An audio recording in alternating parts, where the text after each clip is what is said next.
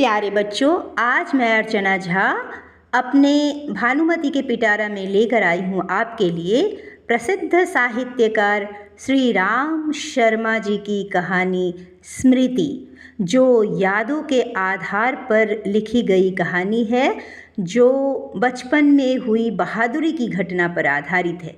कभी कभी कुछ घटनाएं हमारे जीवन में ऐसी होती है जो चाहकर भी भुलाई नहीं जा सकती। वो पल जब हम याद करते हैं तब हम डर भूल जाते हैं और हम हिम्मत दिखाते हैं। कहानी है कि लेखक छोटे थे, बचपन की कहानी है, और उन्होंने जो बहादुरी का काम किया वो उन्होंने किसी को बताया तक नहीं। सन 1908 ईस्वी की बात है। दिसंबर का आखिरी या जनवरी का प्रारंभ रहा होगा। चिल्ला जाड़ा पड़ रहा था, यानी कि बहुत तेज ठंड पड़ रही थी। 2-4 दिन पूर्व कुछ बूंदाबांदी हो गई थी, इसलिए शीत की भयंकरता और भी बढ़ गई थी। सायंकाल के 3:30 या 4 बजे होंगे। कई साथियों के साथ मैं झरबेरी के बेर तोड़ तोड़ कर खा रहा था कि गांव के पास से एक आदमी ने जोर से पुकारा कि तुम्हारे भाई बुला रहे हैं, शीघ्र ही घर लौट जाओ। मैं घर को चलने लगा, साथ में छोटा भाई भी था। भाई साहब के मार का डर था, इसीलिए सहमा हुआ सा चला जाता था। समझ में नहीं आता था कि कौन सा कसूर बन पड़ा है। डरते डरते घर में घुसा। आशंका थी कि बेर खाने के अपराध में ही तो पेशी न हो, पर आंगन में भाई साहब को पत्र लिखते पाया। अब पिटने का भय दूर हुआ। हमें देखकर भाई साहब ने कहा, इन पत्रों को ले जाकर मक्खनपुर डाक खाने में डाल आओ। तेजी से जाना, जिससे शाम की डाक में चिट्ठियाँ निकल जाएं। ये बड़ी ज़रूरी हैं। जाड़े के दिन थे ही, इस पर हवा के प्रकोप से कपकपी लग रही थी। हवा मज्जा तक ठिठुरा रही थी, यानी कि हड्डियां तक ठिठुर रही थी। इसलिए हमने कानों को धोती से बांधा। माँ ने भुजाने के लिए थोड़े चने एक धोती में बांध दिए। हम दोनों भाई अपना अपना डंडा लेकर घर से निकल पड़े।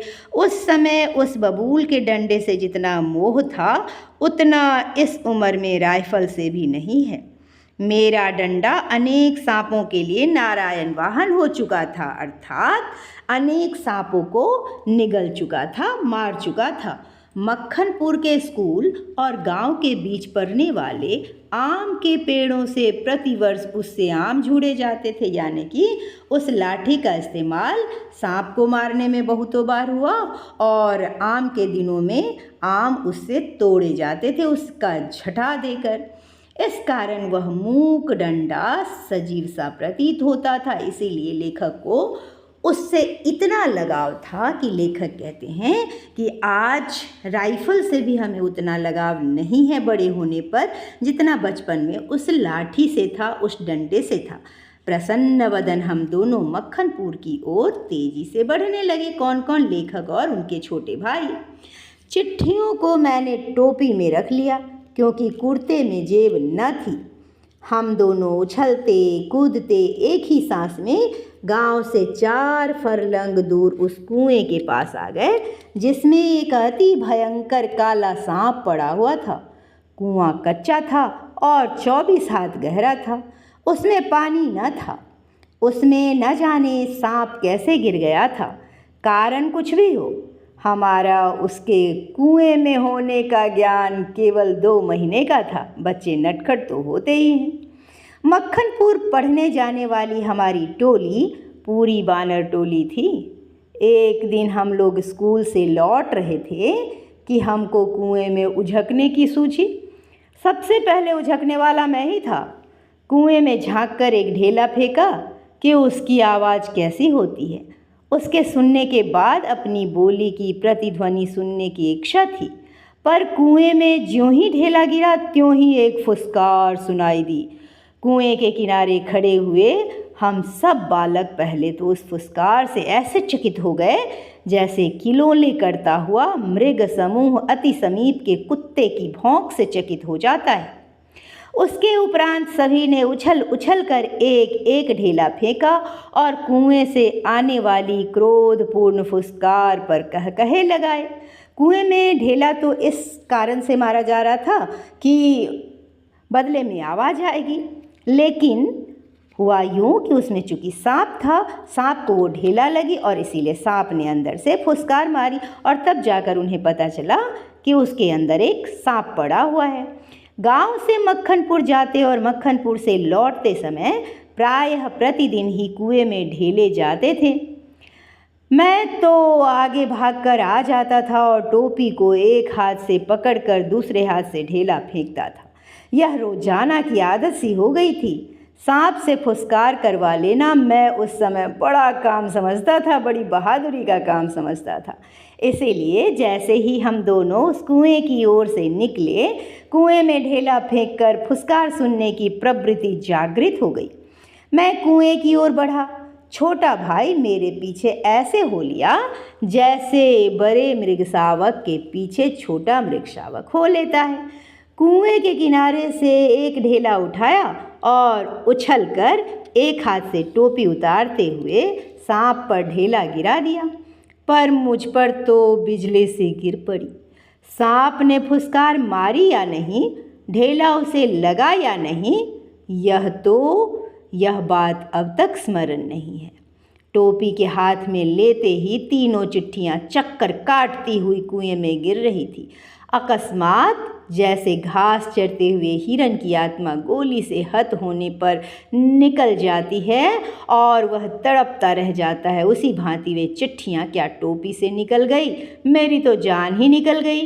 उनके गिरते ही मैंने उनको पकड़ने के लिए एक झपट्टा भी मारा, ठीक वैसे जैसे घायल शेर शिकारी को पेड़ पर चढ़ते देख उस पर हमला करता है। पर वे तो पहुंच से बाहर हो चुकी थी। उनको पकड़ने की घबराहट में मैं स्वयं झटके के कारण कुएं में गिर गया होता। कुएं की पाट पर बैठे हम रो रहे थे, छोटा भाई ढाढ़े मारकर और मैं चुप, आंखें डबडबाकर। पतीली में उफान आने से ढकना ऊपर उठ जाता है और पानी बाहर टपक जाता है। निराशा, पिटने के भय और उद्वेग से रोने का उफान आता था।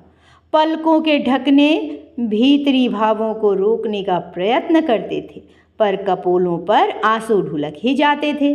माँ की गोद की याद आती थी। जी चाहता था माँ आकर छाती से लगा ले और लाड़ प्यार करके कह दे कि कोई बात नहीं, चिट्ठियाँ फिर लिख ली जाएंगी। तबीयत करती थी कि कुएं में बहुत सी मिट्टी डाल दी जाए और घर जाकर कह दिया जाए कि चिट्ठी डाल आए।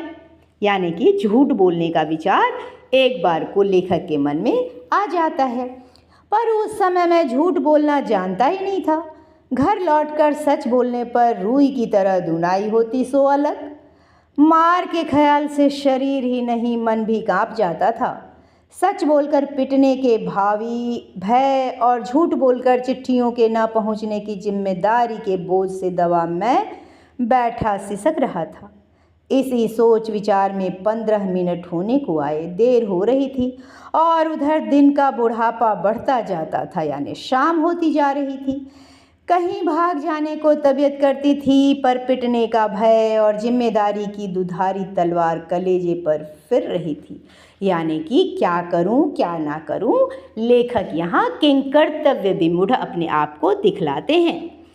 दृढ़ संकल्प से दुविधा की बेड़ियां कट जाती है। मेरी दुविधा भी दूर हो गई।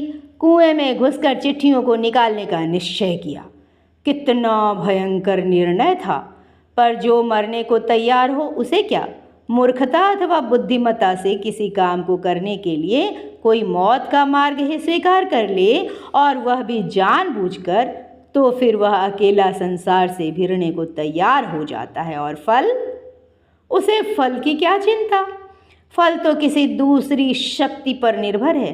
उस समय चिट्ठियाँ निकालने के लिए मैं विषधर से भिड़ने को तैयार हो गया, यानी कि सांप से लड़ने के लिए कमर कस ली लेखक ने। पासा फेंक दिया था। मौत का आलिंगन हो या सांप से बचकर दूसरा जन्म, इसकी कोई चिंता न थी। पर विश्वास यह था कि डंडे से सांप को पहले मार दूंगा, तब फिर चिट्ठियाँ उठा लूँगा। बस इसी दृढ़ विश्वास के बूते पर मैंने कुएं में घुसने की ठानी। सोचो कितना दृढ़ संकल्पी थे लेखक। और सांप को नीचे देखकर उतना छोटा सा बच्चा एक अपने आप में निर्णय लेता है कि वह सांप से लड़ेगा और चिट्ठियाँ लेकर या तो वापस आएगा या मौत के मुंह में चला जाएगा। उसे अपने लाठी पर बहुत ज़्यादा विश्वास था। छोटा भाई रोता था और उसके रोने का तात्पर्य था कि मेरी मौत मुझे नीचे बुला रही है। यद्यपि वह शब्दों से न कहता था, वास्तव में मौत सजीव और नग्न रूप में कुएं में बैठी थी, यानी सांप अंदर था तो मौत ही हुई। पर उस नग्न मौत से मुठभेड़ के लिए मुझे भी नग्न होना पड़ा। छोटा भाई भी नंगा हुआ। एक धोती मेरी, एक छोटे भाई की, एक चने वाली, 2 कानों से बंधी हुई धोतियाँ, 5 धोतियाँ और कुछ रस्सियाँ मिलाकर कुएं की गहराई के लिए काफ़ी हो गई। हम लोगों ने धोतियाँ एक दूसरी से बांधी और खूब खींच खींच कर आजमा लिया कि गांठें कड़ी है या नहीं, खुल तो नहीं जाएगी। अपनी ओर से कोई धोखे का काम न रखा। धोती के एक सिरे पर डंडे बांधा और उसे कुएं में डाल दिया। दूसरे सिरे को डेंग, यानी कि वह लकड़ी जिस पर चरसपुर टिकता है, के चारों ओर एक चक्कर देकर और एक गांठ लगाकर छोटे भाई को दे दिया। छोटा भाई केवल 8 वर्ष का था, इसलिए धोती को डेंग से कड़ी करके बांध दिया और तब उसे खूब मजबूती से पकड़ने के लिए कहा। मैं कुएं में धोती के सहारे घुसने लगा। छोटा भाई रोने लगा। मैंने उसे आश्वासन दिलाया कि मैं कुएं के नीचे पहुंचते ही सांप को मार दूंगा, और मेरा विश्वास भी ऐसा ही था। कारण यह था कि इससे पहले मैंने अनेक सांप मारे थे। लेखक ने उसी लाठी के बल पर उसमें जाने का निश्चय किया, क्योंकि उतनी छोटी उम्र में लेखक ने उस लाठी से बहुत सारे सांप मार चुके थे। इसलिए कुएं में घुसते समय मुझे सांप का तनिक भी भय न था। उसको मारना मैं बाएं हाथ का खेल समझता था। कुएं के धरातल से जब 4-5 गज रहा होऊंगा, तब ध्यान से नीचे को देखा। अक्ल चकरा गई। सांप फन फैलाए धरातल से एक हाथ ऊपर उठा हुआ लहरा रहा था। पूंछ और पूंछ के समीप का भाग पृथ्वी पर था, आधा अग्रभाग ऊपर उठा हुआ मेरी प्रतीक्षा कर रहा था। मैं जाऊं और वो डसे। नीचे डंडा बंधा था। मेरे उतरने की गति से जो इधर उधर हिलता था, उसी के कारण शायद मुझे उतरते देख सांप घातक चोट के आसन पर बैठा था। सपेरा जैसे बीन बजाकर काले सांप को खिलाता है, और सांप क्रोधित हो फन फैलाकर खड़ा होता है और फुकार मारकर चोट करता है, ठीक उसी प्रकार सांप तैयार था। उसका प्रतिद्वंदी यानी मैं उससे कुछ हाथ ऊपर धोती पकड़े लटक रहा था। धोती डेंग से बंधी हुई होने के कारण कुएं के बीचों बीच लटक रही थी, और मुझे कुएं के धरातल की परिधि के बीचों बीच ही उतरना था। इसके माने थे सांप से 1.5-2 फुट गज नहीं की दूरी पर पैर रखना, और इतनी दूरी पर सांप पैर रखते ही चोट करता। स्मरण रहे, कच्चे कुएं का व्यास बहुत कम होता है, नीचे तो वह 1.5 गज से अधिक होता ही नहीं। ऐसी दशा में कुएं में मैं सांप से अधिक 4 फुट की दूरी पर रह सकता था, वह भी उस दशा में जब सांप मुझसे दूर रहने का प्रयत्न करता। पर उतरता तो था कुएं के बीच में, क्योंकि क्योंकि मेरा साधन बीचों बीच लटक रहा था, यानी धोती कुएं के बीचों बीच लटक रही थी, क्योंकि वो मुंडेर से बंधी हुई थी। ऊपर से लटक कर तो सांप नहीं मारा जा सकता था, उतरना तो था ही। थकावट से ऊपर चढ़ भी नहीं सकता था। अब तक अपने प्रतिद्वंदी को पीठ दिखाने का निश्चय नहीं किया था। यदि ऐसा करता भी तो कुएं के धरातल पर उतरे बिना क्या मैं ऊपर चढ़ सकता था? धीरे धीरे उतरने लगा। एक एक इंच ज्यों ज्यों मैं नीचे उतरता जाता था त्यों त्यों मेरी एकाग्र चित्तता बढ़ती जाती थी। मुझे एक सूझ सूझी। दोनों हाथों से धोती पकड़े हुए मैंने अपने पैर कुएं की बगल में लगा दिए। दीवार से पैर लगते ही कुछ मिट्टी नीचे गिरी और सांप ने फू करके उस पर मुंह मारा।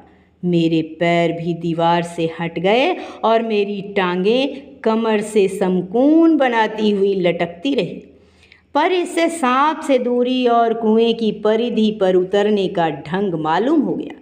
तनिक झूलकर मैंने अपने पैर कुएं की बगल से सटाए और कुछ धक्के के साथ अपने प्रतिद्वंदी के सम्मुख कुएं की दूसरी ओर 1.5 गज पर कुएं के धरातल पर खड़ा हो गया। आंखें चार हुई। सांप से आंखें मिली। शायद एक दूसरे को पहचाना। सांप को चक्षुस्रवा कहते हैं। मैं स्वयं चक्षुस्रवा हो रहा था। अन्य इंद्रियों ने मानो सहानुभूति से अपनी शक्ति आँखों को ही दे दी हो। सांप के फन की ओर मेरी आँखें लगी हुई थी कि वह कब किस ओर को आक्रमण करता है। सांप ने मोहनी सी डाल दी थी। शायद वह मेरे आक्रमण की प्रतीक्षा में था। पर जिस विचार और आशा को लेकर मैंने कुएं में घुसने की ठानी थी वह तो आकाश कुसुम था। मनुष्य का अनुमान और भावी योजनाएं कभी कभी कितनी मिथ्या और उल्टी निकलती है। मुझे सांप का साक्षात होते ही अपनी योजना और आशा की असंभवता प्रतीत हो गई। डंडा चलाने के लिए स्थान ही नहीं था। लाठी या डंडा चलाने के लिए काफ़ी स्थान चाहिए जिसमें वे घुमाए जा सकें। सांप को डंडे से दबाया जा सकता था, पर ऐसा करना मानो तोप के मुहरे पर खड़ा होना था। यदि फन या उसके समीप का भाग न दबा तो फिर वह पलटकर जरूर काटता, और फन के पास दबाने की कोई संभावना भी होती तो फिर उसके पास पड़ी हुई 2 चिट्ठियों को कैसे उठाता। 2 चिट्ठियाँ उसके पास उसमें सटी हुई पड़ी थी और एक मेरी ओर थी। मैं तो चिट्ठियाँ लेने ही उतरा था। हम दोनों अपने पैंतरों पर डटे हुए थे। उस आसन पर खड़े खड़े मुझे 4-5 मिनट हो गए थे। दोनों ओर से मोर्चे पड़े हुए थे। वह मेरा मोर्चा कमज़ोर था, पर मेरा मोर्चा कमज़ोर था। कहीं सांप मुझ पर झपट पड़ता तो मैं यदि बहुत करता तो उसे पकड़कर कुचल कर मार देता, पर वह तो अचूक तरल विष मेरे शरीर में पहुंचा ही देता और अपने साथ साथ मुझे भी ले जाता। अब तक सांप ने वार न किया था, इसीलिए मैंने भी उसे डंडे से दबाने का ख्याल छोड़ दिया। ऐसा करना उचित भी न था। अब प्रश्न था कि चिट्ठियाँ कैसे उठाई जाएं। बस एक सूरत थी, डंडे से सांप की ओर से चिट्ठियों को सरकाया जाए। यदि सांप टूट पड़ा तो कोई चारा न था। कुर्ता था और कोई कपड़ा न था जिससे सांप के मुंह की ओर करके उसके फन को पकड़ लूं। मारना या बिल्कुल छेड़खानी न करना, ये 2 मार्ग थे। सो पहला मेरी शक्ति के बाहर था। बाध्य होकर दूसरे मार्ग का अवलंबन करना पड़ा। डंडे को लेकर ज्यों ही मैंने सांप की दाईं ओर पड़ी चिट्ठी की ओर उसे बढ़ाया कि सांप का फन पीछे की ओर हुआ। धीरे धीरे सांप चिट्ठी की ओर बढ़ा और ज्यों ही चिट्ठी के पास पहुंचा कि फूंकार के साथ काली बिजली तड़पी और डंडे पर गिरी। हृदय में कंप उठा और हाथों ने आज्ञा न मानी। डंडा छूट पड़ा। मैं तो न मालूम कितना ऊपर उछल गया। जानबूझकर नहीं, यूं ही बिदक कर उछल कर जो खड़ा हुआ तो देखा डंडे के सिर पर 3-4 स्थानों पर पीप सा कुछ लगा हुआ है। वह विष था। सांप ने मानो अपनी शक्ति का सर्टिफिकेट सामने रख दिया था, पर मैं तो उसकी योग्यता का पहले से ही कायल था। उस सर्टिफिकेट की ज़रूरत न थी। सांप ने लगातार फू फू करके डंडे पर 3-4 चोटें की। वह डंडा पहली बार इस भांति अपमानित हुआ था, या शायद वह सांप का उपहास कर रहा था। उधर ऊपर फूं फूं और मेरे उछलने और फिर वही धमाके से खड़े होने से छोटे भाई ने समझा कि मेरा काम तमाम हुआ और बंधुत्व का नाता फू फू और धमाके में टूट गया। उसने ख्याल किया कि सांप के काटने से मैं गिर गया। मेरे कष्ट और विरह के ख्याल से उसके कोमल हृदय को धक्का लगा। भ्रातृ स्नेह के ताने बाने को चोट लगी, उसकी चीख निकल गई।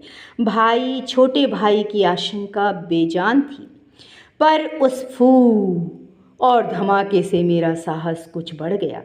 दोबारा फिर उसी प्रकार लिफाफे को उठाने की चेष्टा की। अब की बार सांप ने वार भी किया और डंडे से चिपट भी गया। डंडा हाथ से छूटा तो नहीं, पर झिझक, सहम अथवा आतंक से अपनी ओर को खींच गया और गुंजल्क मारता हुआ सांप का पिछला भाग मेरे हाथों से छू गया। उफ, कितना ठंडा था। डंडे को मैंने एक ओर पटक दिया। यदि कहीं उसका दूसरा वार पहले होता तो उछलकर मैं सांप पर गिरता और न बचता। लेकिन जब जीवन होता है तब हजारों ढंग बचने के निकल ही आते हैं। वह दैवी कृपा थी। डंडे के मेरी ओर खींच आने से मेरे और सांप के आसन बदल गए। मैंने तुरंत ही लिफाफे और पोस्ट कार्ड चुन लिए, चिट्ठियों को धोती के छोर में बांध दिया और छोटे भाई ने उन्हें ऊपर खींच लिया। डंडे को सांप के पास से उठाने में भी बड़ी कठिनाई पड़ी। सांप उससे खुलकर उस पर धरना देकर बैठा था। जीत तो मेरी हो चुकी थी, पर अपना निशाना गवा चुका था। आगे हाथ बढ़ाता तो सांप हाथ पर वार करता। इसलिए कुएं की बगल से एक मुट्ठी मिट्टी लेकर मैंने उसकी दाईं ओर फेंकी कि वह उस पर झपटा और मैंने दूसरी हाथ से उसकी बाईं ओर से डंडा खींच लिया। पर बात की बात में उसने दूसरी ओर भी वार किया। यदि बीच में डंडा ना होता तो पैर में उसके दांत ही गड़ जाते। अब ऊपर चढ़ना कोई कठिन काम न था। केवल हाथों के सहारे पैरों को बिना कहीं लगाए हुए 36 फुट ऊपर चढ़ना मुझसे अब नहीं हो सकता। 15-20 फुट बिना पैरों के सहारे केवल हाथों के बल चढ़ने की हिम्मत रखता हूँ। कम ही अधिक नहीं, पर उस 11 वर्ष की अवस्था में मैं 36 फुट चढ़ा।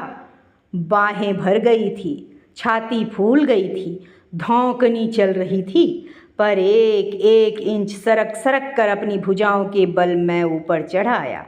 यदि हाथ छूट जाते तो क्या होता, इसका अनुमान करना कठिन है। ऊपर आकर बेहाल हो देर तक पड़ा रहा। देह को झाड़ झूड़ कर धोती कुर्ता पहना। फिर किशनपुर के लड़के को, जिसने ऊपर चढ़ने की चेष्टा को देखा था, ताकीद करके कि वह कुएं वाली घटना किसी से ना कहे, हम लोग आगे बढ़े। सन 1915 में मैट्रिकुलेशन पास करने के उपरांत यह घटना मैंने माँ को सुनाई। सजल नेत्रों से माँ ने मुझे अपनी गोद में ऐसे बिठा लिया जैसे चिड़िया अपने बच्चों को डैने के नीचे छिपा लेती है। कितने अच्छे थे वे दिन। उस समय राइफल न थी, डंडा था, और डंडे का शिकार, कम से कम उस सांप का शिकार, राइफल के शिकार से कम रोचक और भयानक न थे। तो इस तरह बच्चों हमने देखा श्री राम शर्मा जी की बचपन की बहादुरी वाली घटना, जो याद करते हैं श्री राम शर्मा जी और कहते हैं कि आज शायद हमारे अंदर उतनी बहादुरी नहीं है, लेकिन उस स्थिति को याद करके, उस समय को याद करके आज भी मैं भाव विभोर हो जाता हूँ और आज भी हमारे अंदर की शक्ति जागृत हो जाती है। तो बच्चों, ये थी श्री राम शर्मा जी की कहानी स्मृति। उम्मीद करती हूँ कि आपको इससे बहुत कुछ सीखने को मिलेगा। श्री राम जी की ऐसी सच्ची घटना थी जो सिखाती है कि कभी कभी डर के बीच से ही हिम्मत निकलती है और हिम्मत हमेशा हमेशा के लिए हमारी ताकत बन जाती है। तो बच्चों, उम्मीद करती हूँ कि आपको ये कहानी बहुत अच्छी लगी होगी। अगले कक्षा में मैं एक और भी अच्छी कहानी लेकर आपके समक्ष प्रस्तुत होऊंगी। तब तक के लिए मुझे आज्ञा दीजिए। धन्यवाद।